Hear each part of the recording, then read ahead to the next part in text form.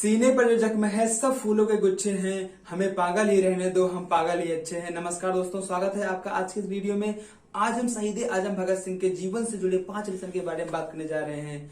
सबसे पहला है उद्देश्य यानी कि पर्पज। 13 अप्रैल 1919 को वैसाखी के दिन रॉलेट एक्ट के विरोध में जलियांवाले बाग में बहुत सारे यानी कि लगभग दसों हजारों की संख्या में लोग एकत्रित हुए थे।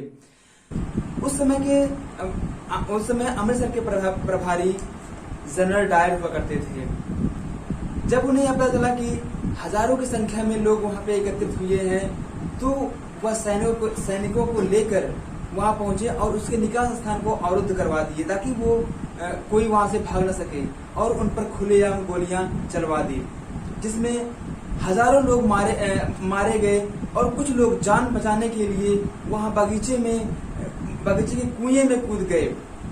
जब यह खबर भगत सिंह को चली पता, तो अगले दिन वह स्कूल न जाकर जलियांवाले बाग सीधे पहुंचे और वहां जलियांवाले बाग की मिट्टी को खून से लथपथ देखकर वह एकदम स्तब्ध रह गए।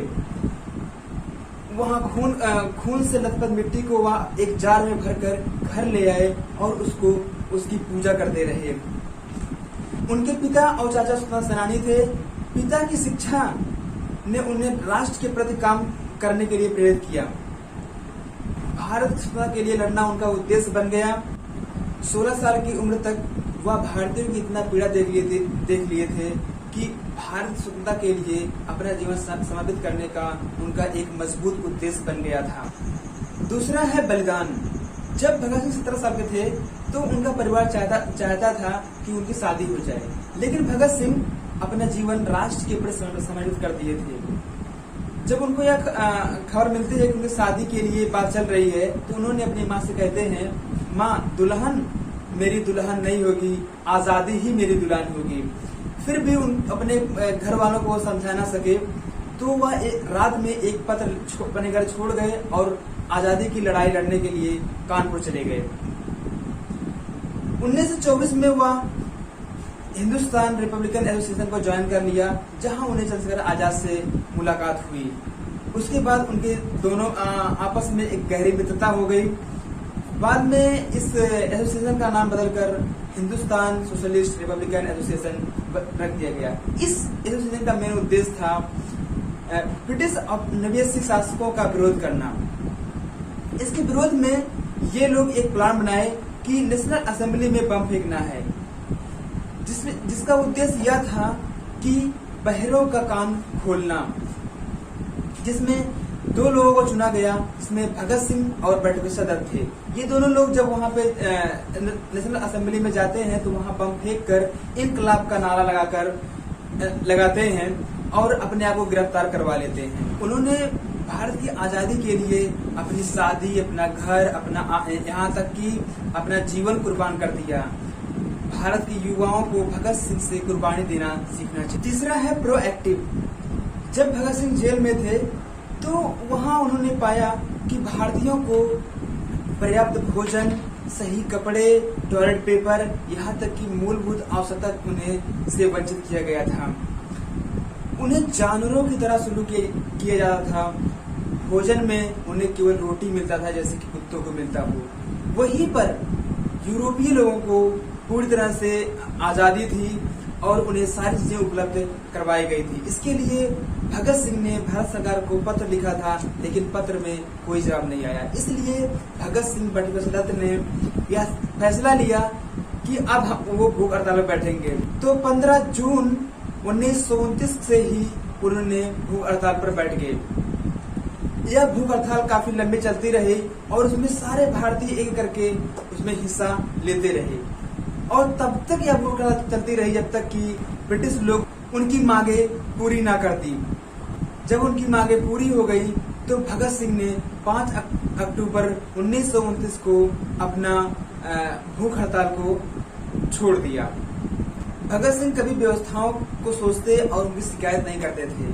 वह हमेशा कार्रवाई में विश्वास रखते थे।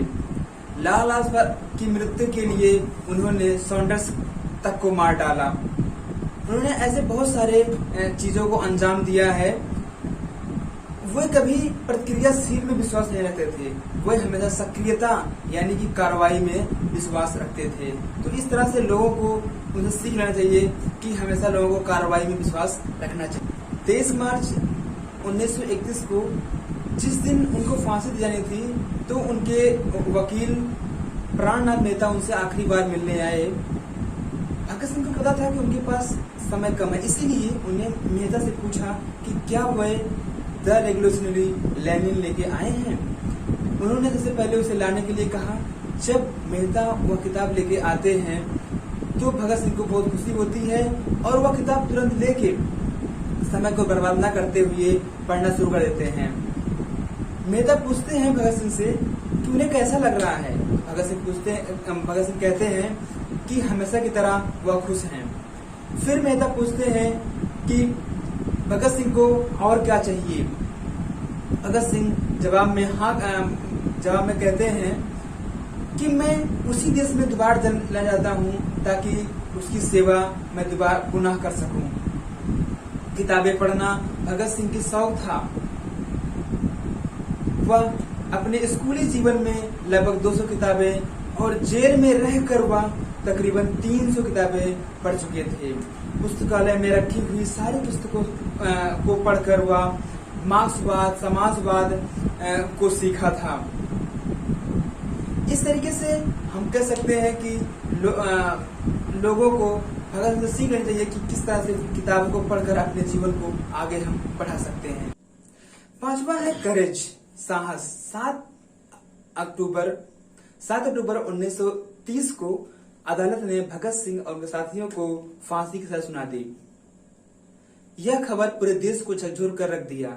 7 अक्टूबर 1930 से 23 मार्च 1931 तक काफी लोग उनकी मौत से बचाने की उनकी कोशिश की, लेकिन भगत सिंह ने मना कर दिया, क्योंकि भगत सिंह को पता था कि यदि वे मर जाएंगे तो देश के युवाओं की आंख खुल जाएगी और वह ब्रिटिश शासन के खिलाफ विद्रोह कर देंगे। भगत सिंह ने पंजाब के राज्यपाल को पत्र लिखा और कहा कि हमारे जैसे लोगों को फांसी नहीं, सीधे गोली मार देनी चाहिए। तब राज्यपाल ने पूछा कि वो मरना क्यों चाहते हैं। तो उत्तर में भगत सिंह ने कहा, क्रांतिकारियों को मरना पड़ता है क्योंकि वे जिस उद्देश्य के लिए प्रतिनिधित्व करते हैं वहां उन्हें बलिदान देना पड़ता है। यह भगत सिंह के जीवन का सबसे शक्तिशाली सबक है। भगत सिंह कभी मौत से डरे नहीं। उनके जीवन का मात्र एक उद्देश्य था, भारतीय स्वतंत्रता की आजादी। भगत सिंह हमेशा कहा करते थे कि जिंदगी तो अपने कंधों पर जी जाती है, दूसरों के कंधों पर तो जनाजे निकलते हैं। आज के लिए बस इतना ही, मिलते हैं नेक्स्ट वीडियो, तब तक के लिए बहुत बहुत धन्यवाद।